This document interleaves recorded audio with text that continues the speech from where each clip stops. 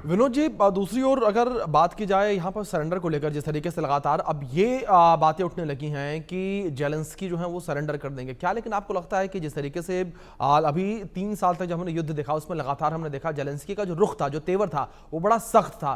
उन्होंने साफ तौर पर यह कहा था कि हर अटैक का जवाब जो हम अटैक से देंगे, लेकिन अब अचानक से किस तरीके से उनका हृदय परिवर्तन होता नजर आ रहा है? क्या आपको लगता है कि इसके पीछे कोई और वजह हो सकती है? देखिए, इसका एक ही लाइन में मैं जवाब दूंगा जी। कि बदलना तो चाहता हूं मैं निजाम हुकूम, बदलना तो चाहता हूं मैं निजाम हुकूम, पर मेरे बस की बात नहीं।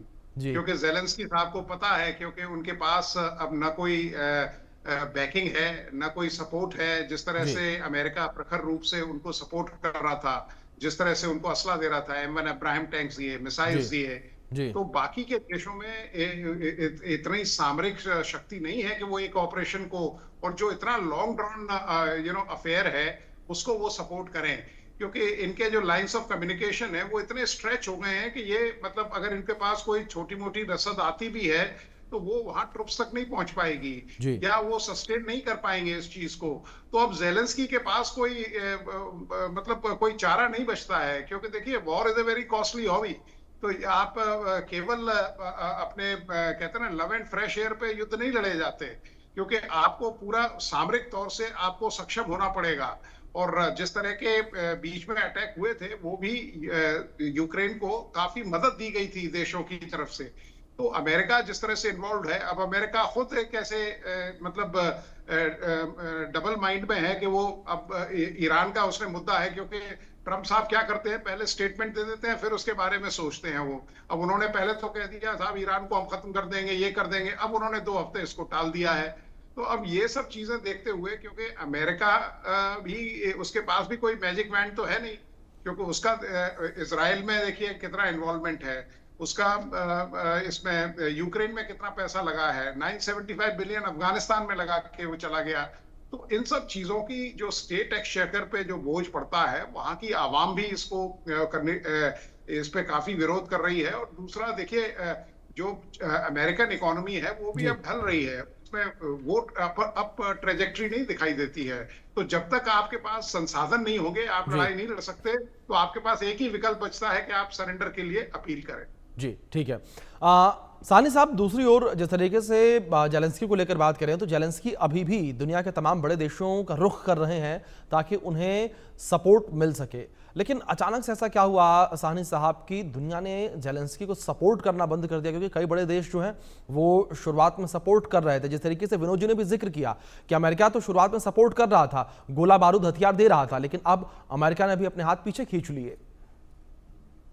देखिए, जब से ये ईरान और इसराइल का जो युद्ध शुरू हुआ है, यहाँ से डायनामिक्स पूरी चेंज हो गई हैं। जी। जैसे कि प्रीवियस वक्ता ने भी बताया है कि ये युद्ध जो था रशिया और यूएसए के बीच में था, रशिया और यूक्रेन के बीच में नहीं था। जी। अब यूएसए जो है वो, उनका ध्यान डाइवर्ट हो गया है, और आने वाले एक हफ्ते में क्या होता है अभी कुछ नहीं पता। रशिया यूएसए जो है अपने, वो भी अपने फोर्सेस को रीपोस्चरिंग कर रहा है। जहां उसने उसने लगाने और लगाएगा, जहां उसने अपने फाइटर प्लेन्स लगाने लगाएगा, अपने अलग रिसोर्सेज लगाएगा। अभी यूक्रेन में यह हालत हो गई है कि कोई भी जो कंट्री है जो पहले उनको सोच रही सपोर्ट कर रही थी, जैसे फ्रांस हो गया, जर्मनी हो गया, यूके का थोड़ा बहुत सपोर्ट आ रहा था, पर अब ईरान और इसराइल के इस लेटेस्ट कॉन्फ्लिक्ट से इवन यूके भी बैकड्रॉप में आ गए। तो जेलेंस्की जो है अकेले पड़ गए इन वे। आज की डेट में यूक्रेन में ही करीब 6 लाख तो all along the front 6 lakh Russian troops हैं यूक्रेन और कुर्स्क के एरिया में। और इनकी जो सपोर्ट है, जो dedicated support to this troops, Russia की तरफ से बहुत स्ट्रेटेजिक एडवांटेज है। पुतिन ने बोला है उनको ऑल अलोंग द फ्रंट उनके ट्रुप्स एडवांटेज में हैं, और ये पुतिन और ये जेलेंस्की देख रहे हैं कि वो डिसएडवांटेज में आ गए हैं। क्योंकि कीव के थोड़ा सा आगे जाके अगर आप देखें, उनके दाहिने सुमी का एरिया है और खार्किव का एरिया है, कीव भी थ्रेटेंड है।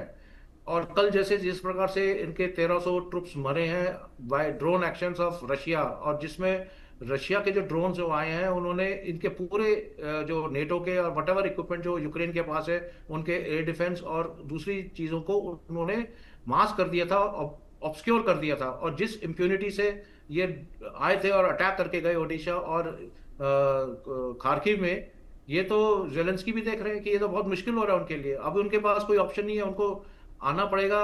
अब रशियन के टर्म्स में आना पड़ेगा। क्या रशिया जेलेंस्की से अगले हफ्ते बात करेगा या नहीं करेगा, या अपने टर्म्स देगा, जैसे उन्होंने बताया कि वो चाहते हैं कि जेलेंस्की हट जाए, क्योंकि as a martial law administrator उनसे बात करना नहीं चाहते। अगर मार्शल लॉ है तो कोई लीगल अथॉरिटी नहीं है कि किससे बातचीत हो। तो अब ये डायनामिक्स बन रही है कि बातचीत अब होगी किससे होगी, किस टर्म में होगी। अब जी ये सिचुएशन है। जी विनोद जी, दूसरी ओर जिस तरीके से आपने भी अभी जिक्र किया और साहनी साहब ने भी सेम बात का जिक्र किया कि स्थितियां बड़ी विपरीत हो गई यहाँ पे इस युद्ध को लेकर। अमेरिका ने अपने हाथ पीछे खींच लिए, तमाम बड़े जो देश थे उनसे भी मदद जो है यूक्रेन को मिलती नजर नहीं आ रही। विनोद जी, अगर ऐसे में ये देखा जाए ये युद्ध अगर कुछ हफ्तों तक और चलता है तो आप क्या स्थितियां इस वक्त देखते हैं यूक्रेन में कि कुछ हफ्तों बाद वो स्थितियां पनपती नजर आएंगी?